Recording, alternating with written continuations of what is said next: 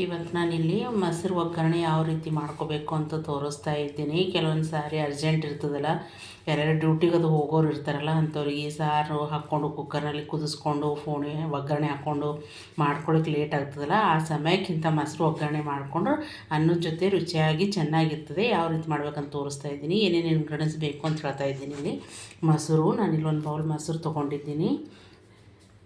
ಈರುಳ್ಳಿ, ಕರಿಬೇವು, ಒಣಮೆಣಸಿನಕಾಯಿ, ಬೆಳಗಡ್ಡಿ ಪೇಸ್ಟು, ಅಲ್ಲ ಪೇಸ್ಟು, ಸಾಸಿವೆ, ಕೊತ್ತಂಬರಿ, ಸಕ್ಕರೆ, ಜೀರಿಗೆ, ರುಚಿಗೆ ತಕ್ಕಷ್ಟು ಉಪ್ಪು, ಹಿಂಗು, ಅಜ್ಜ ಖಾರದ ಪುಡಿ, ಒಗ್ಗರಣೆಗೆ ಎಣ್ಣೆ ಇಷ್ಟೂ ಬೇಕು.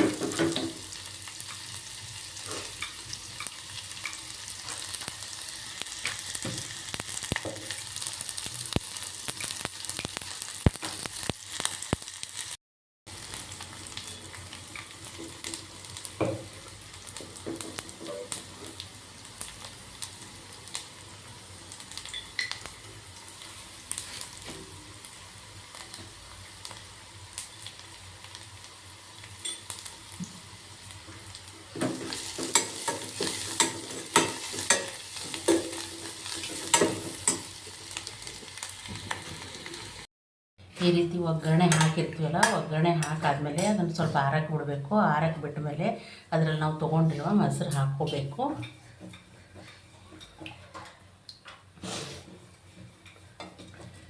ಮೊಸರು ಹಾಕಿ ಚೆನ್ನಾಗಿ ಈ ರೀತಿ ಅಲ್ಲಾಡಿಸ್ಕೋಬೇಕು.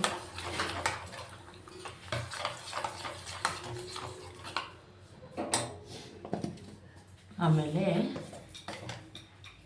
ರುಚಿಗೆ ತಕ್ಕಷ್ಟು ಉಪ್ಪು,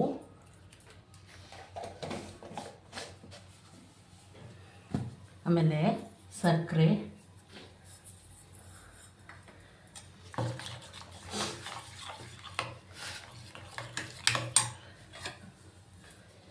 ಆಮೇಲೆ ಕೊತ್ತಂಬರಿ.